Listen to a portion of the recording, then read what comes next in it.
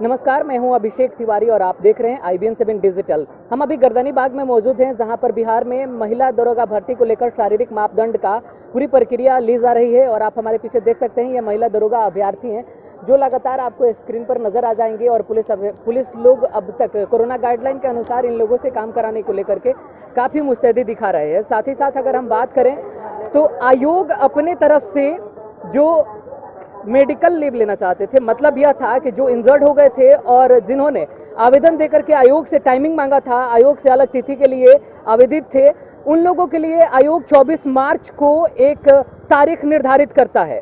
12 अप्रैल यानी 12 अप्रैल को आयोग की तरफ से तारीख निर्धारित की जाती है कि 12 अप्रैल को जिन लोगों ने अपना मेडिकल दिखा करके तिथि में बदलाव करने की सिफारिश की थी, उनको 12 अप्रैल को उनका जो शारीरिक मापदंड है वो लिया जाएगा। लेकिन देखिए, यहाँ पर सबसे बड़ी बात तो यह है कि वही आयोग फिर से एक बार 6 अप्रैल को एक मैसेज देता है। हालांकि पहले भी वो मैसेज के दौरान ही सूचित कर रहा है, मैसेज के जरिए ही आयोग यह बताने की कोशिश कर रहा था कि आप जितने भी सिफारिश करता है, यानी जितने लोगों ने तिथि में बदलाव के लिए आवेदन किया है, उन सभी लोगों के लिए 12 अप्रैल निर्धारित की जाती है। फिर वही आयोग 6 अप्रैल को एक और मैसेज जारी करता है और तमाम वैसे अभ्यर्थियों तक अपना मैसेज पहुंचाता है और यह कहता है कि जो 24 मार्च को जो मैसेज आप लोगों तक दिया गया था, वो मैसेज अब मान्य नहीं होगा, यानी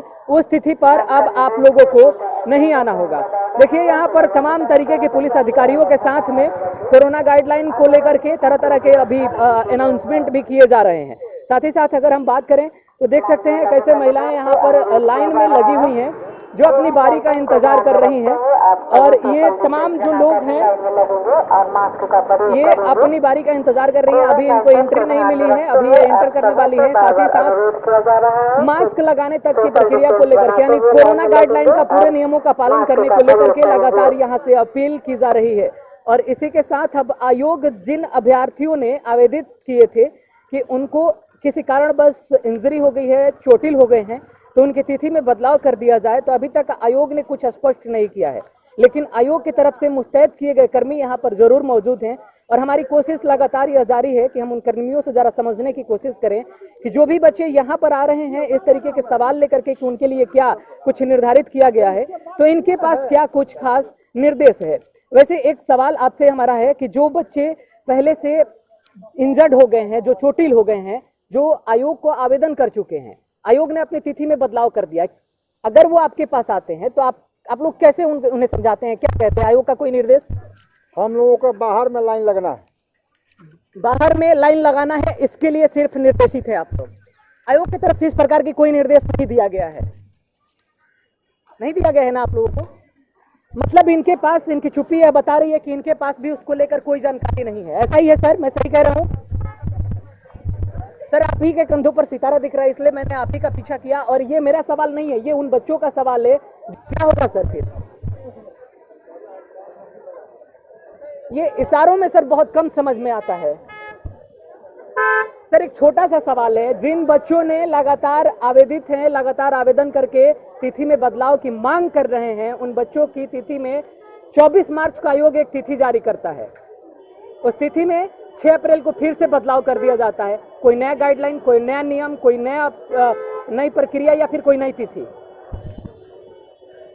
सर, कुछ तो बोल दीजिए, अपने लिए ना सही बच्चों के लिए बोल दीजिए। आयोग अगर नहीं कर रहा है, नहीं कोई निर्देशित दिया है, बता दीजिए हमें, कोई जानकारी नहीं है। कमाल की बिहार पुलिस है भाई, कमाल की बिहार पुलिस है। जिन सवालों का जवाब आप हमसे तलाशने की कोशिश कर रहे हैं, उसके लिए हमें समझ में नहीं आता कि जवाब कौन देंगे। अगर ऐसे अधिकारी ऐसे ही चुप रहेंगे, फिर समझ में नहीं आता कि ये लोग महज आयोग की कठपुतली क्यों बने हुए हैं।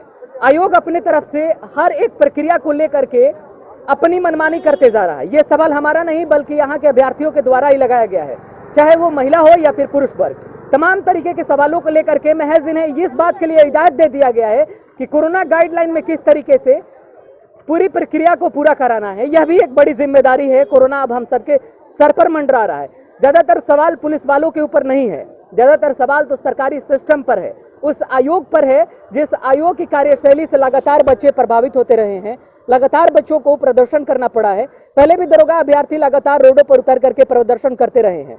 हालांकि इन सवालों का जवाब नहीं मिलना हमारे लिए तो बेहद हास्यास्पद है। अगर ये आयोग के मुलाजिम होने के बावजूद भी इन्हें किसी भी प्रकार का निर्देशित नहीं दिया गया है, सिर्फ ये बताया गया है कि कोरोना गाइडलाइन का पालन करवाइए, तो ये पालन करवा रहे हैं। इसमें अगर आप लोगों की 2 गज की दूरी नजर आ रही है तो एक बार आंखें उठा के देख लीजिए आयोग की तरफ से किस प्रकार से व्यवस्थाएं की गई है। अगर आपने घर से अपना पॉलिथीन लेकर आया है तो आप उस पर बिछा करके बैठ जाइए, और नहीं तो आप ऐसे ही जमीन पर बैठ जाइए। ये आयोग की मुस्तैदी है और इन लोगों को समय से पहले ही लाइन में लगा दिया गया है, जिसका खामियाजा इन्हें यहाँ पर धूल में भुगतना पड़ रहा है। आयोग इस पर भी कुछ कहने को राजी नहीं है, आयोग के पास कोई जवाब ही नहीं है और ये पुलिसकर्मी लगातार इस पॉइंट से पीछे रखने की हिदायत दे रहे हैं, नहीं तो ये जेल भी भेज सकते हैं। हालांकि कोरोना अब हम सभी के स्तर पर जरूर मंडरा रहा है, लेकिन आयोग की कमी इस बात को साफ साफ जाहिर कर रही है कि उनके मुलाजिमों तक किसी भी प्रकार का कोई निर्देश नहीं है। हमारी भी आपसे गुजारिश है, अगर आपके मन में भी किसी भी प्रकार का सवाल है तो आप यहाँ पर आकर के अपने सवालों को नहीं सुलझा सकते हैं, इसलिए ज्यादा माथापच्ची करने की जरूरत नहीं है। आप एक बार फिर से कोशिश करिए, आवेदन करिए, ऑनलाइन करिए, जैसे मर्जी वैसे करिए, लेकिन आयोग से ही संपर्क करिए। फिलहाल इस खबर में इतना ही। आगे की खबरों के लिए आप बने रहे हमारे साथ। नमस्कार।